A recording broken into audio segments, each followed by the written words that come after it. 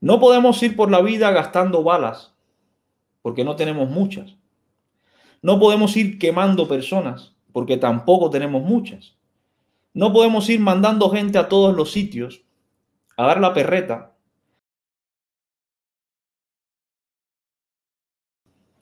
Hoy quiero tocar un tema con ustedes, familia, que está en cierta forma relacionado con lo que está ocurriendo hoy 3 de noviembre en Estados Unidos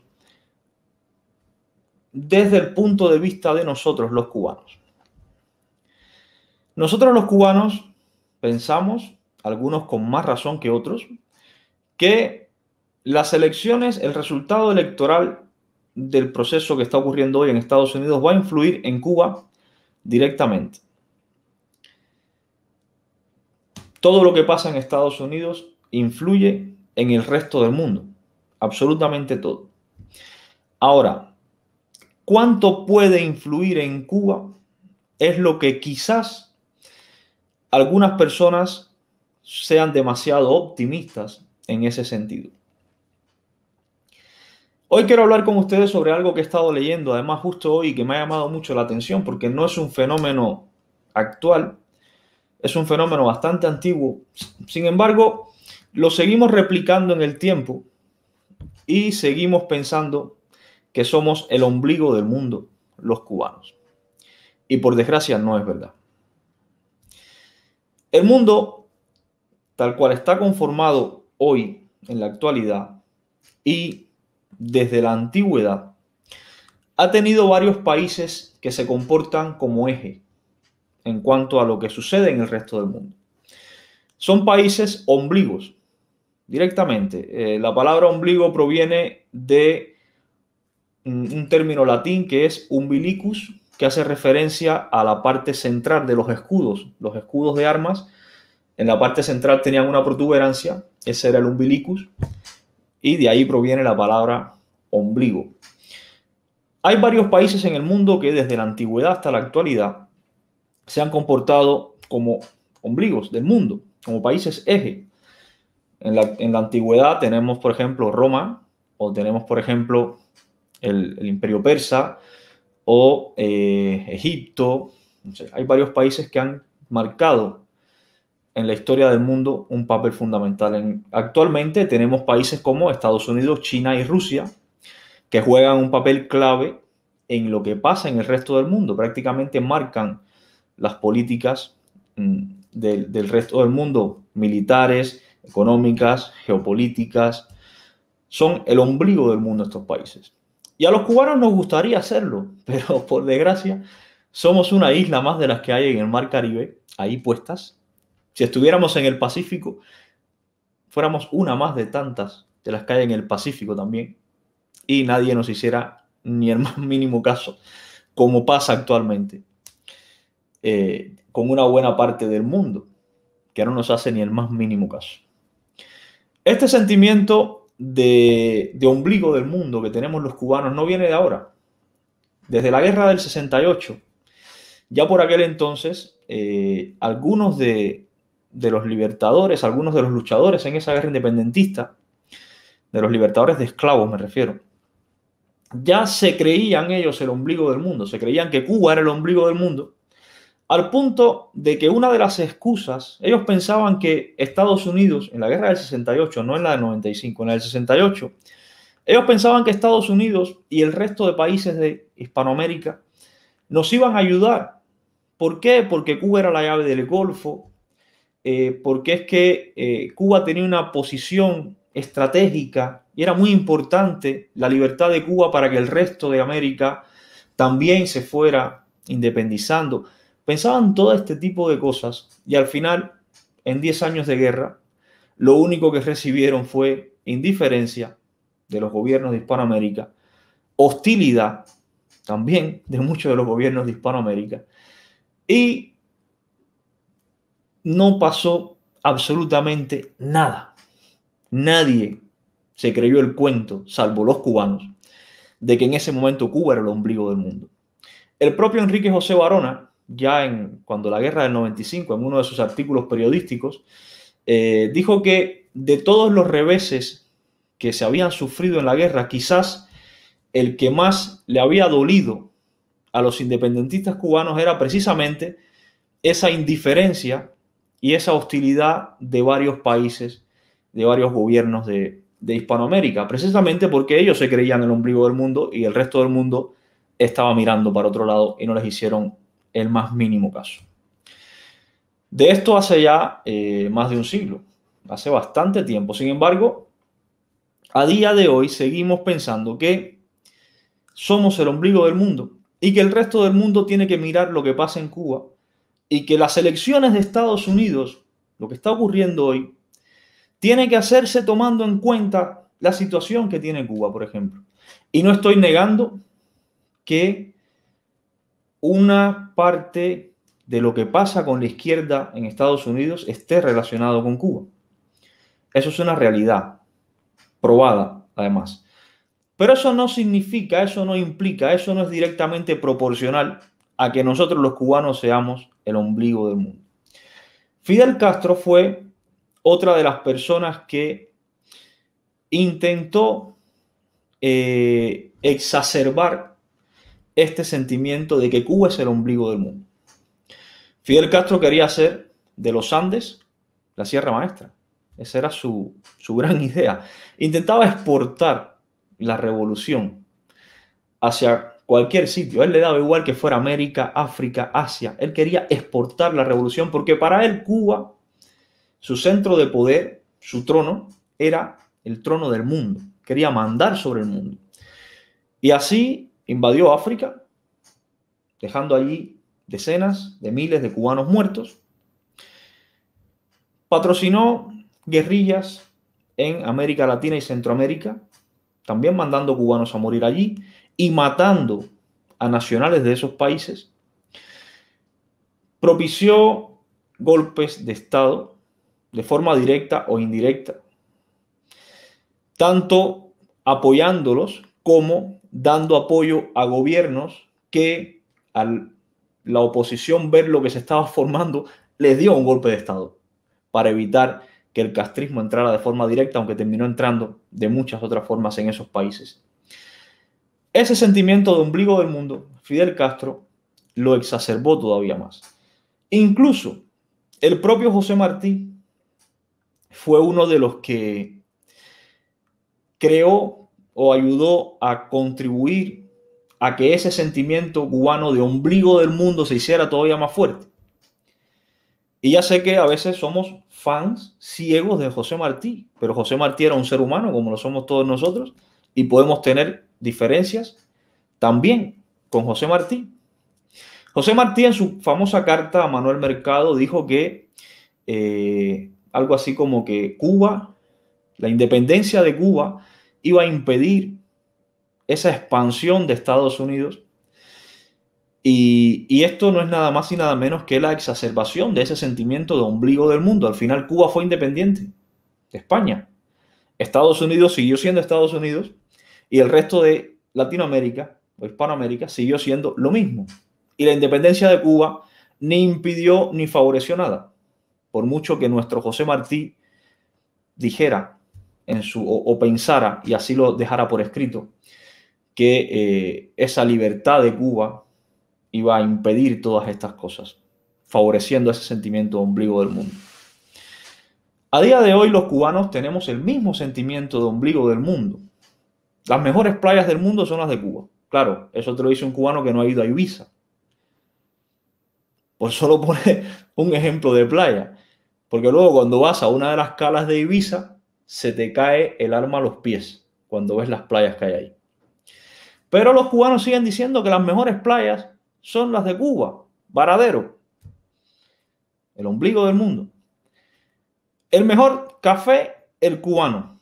Claro que ni se toma en Cuba, ni siquiera. Pero claro, los cubanos siguen afirmando tales cosas como que el mejor café del mundo es el cubano, porque se creen el ombligo del mundo. Los cubanos seguimos pensando, y en esto a lo mejor llevamos una parte de razón, aunque a veces la exageramos, que todo lo que pasa en Latinoamérica, todos los movimientos de izquierda de Latinoamérica están patrocinados desde Cuba. Y es verdad que una buena parte de ellos lo está.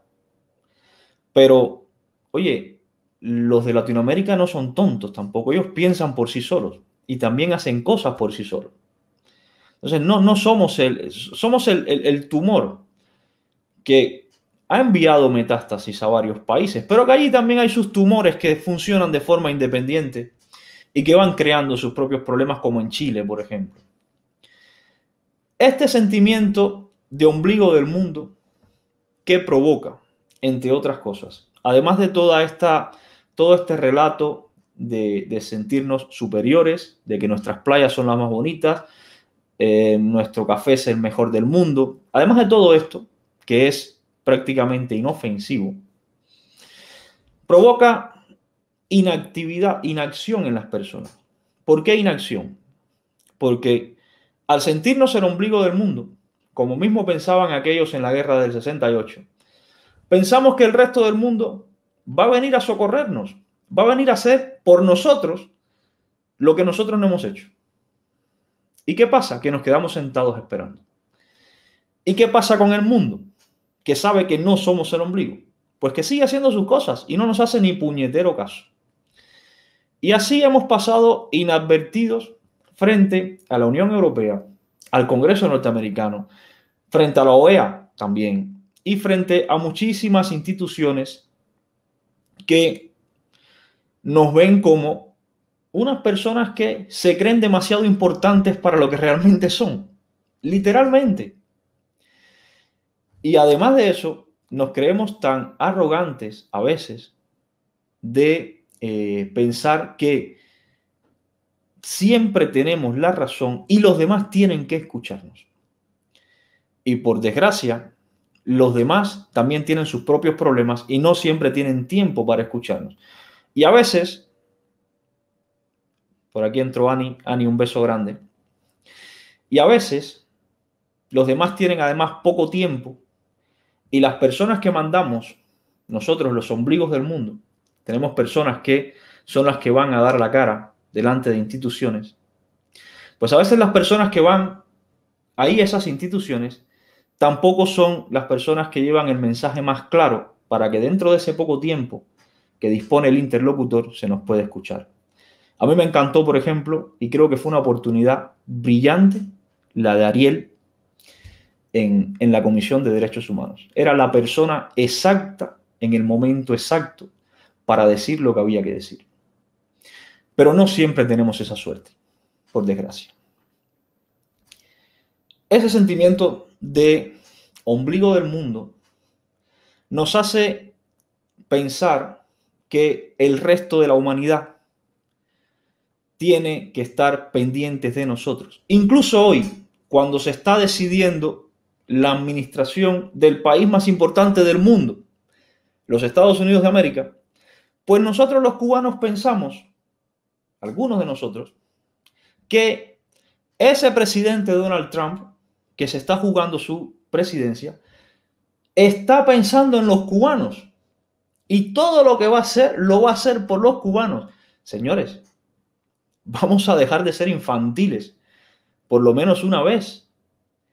Es verdad que tiene un voto cubano que tiene que sacar como sea porque hay una comunidad cubana enorme. Es verdad. Es verdad que le interesa nuestro voto y es verdad que en cierta forma también le puede interesar atajar un poco el desastre que tiene en el patio del vecino. El desastre que ha provocado el régimen cubano, que entre otras cosas le provoca una ola migratoria hacia Estados Unidos. Es verdad que probablemente tenga intenciones en eso, pero las intenciones no son prioritarias. Las intenciones no son de primer orden. Las intenciones no son solucionarnos la vida ni la política a nosotros. Las intenciones primarias de lo que está pasando hoy en Estados Unidos es solucionar los problemas de Estados Unidos. Y a partir de ahí, pues ya lo que se pueda solucionar con Cuba se solucionará. Las medidas que se puedan tomar con Cuba se tomarán, como se han ido tomando a partir de presión de congresistas que están relacionados con la comunidad cubana o cubanos directamente. No porque seamos el ombligo del mundo, no porque seamos lo más importante que hay en el mundo y tienen que prestarnos atención todos. No, falso. No podemos seguir comportándonos como el niño malcriado de la casa que quiere llamar la atención por encima de cualquier cosa. Tenemos que ser un niño inteligente que cuando necesite llamar la atención lo hará de la mejor forma, de la forma más directa, para que la persona que no quiere hacernos casos, si no quiere hacernos caso, pues en ese momento nos preste atención y escuche lo que le tenemos que decir. No podemos ir por la vida gastando balas, porque no tenemos muchas. No podemos ir quemando personas, porque tampoco tenemos muchas. No podemos ir mandando gente a todos los sitios a dar la perreta, porque las personas que están en esos sitios no tienen tiempo para escuchar nuestras perretas tampoco. Ni siquiera saben lo importante que puede ser nuestra perreta y tampoco les interesa.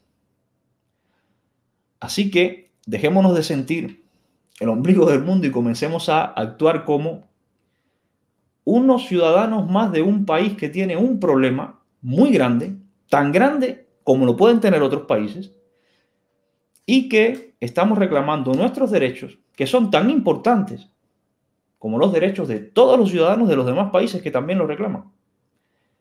Cuando entendamos esto, cuando entendamos que no somos el eje del mundo, ojalá y lo fuéramos, pero no lo somos, cuando lo entendamos como lo entendió Taiwán en su momento, pues entonces a lo mejor comenzaremos a conseguir más de las instituciones internacionales, las mismas que no nos hacen ni puñetero caso a día de hoy, las mismas que están, digamos que, si no en contra, pues obviando lo que nos pasa. Pues cuando nos comportemos así y tengamos personas que sepan enviar el mensaje de forma clara, pues a lo mejor esas instituciones internacionales, aunque no se pongan de nuestro lado, por lo menos comienzan a escucharnos. Y a partir de ahí comenzaremos a evolucionar como sociedad política, como sociedad cívica, y nos comenzarán a prestar atención.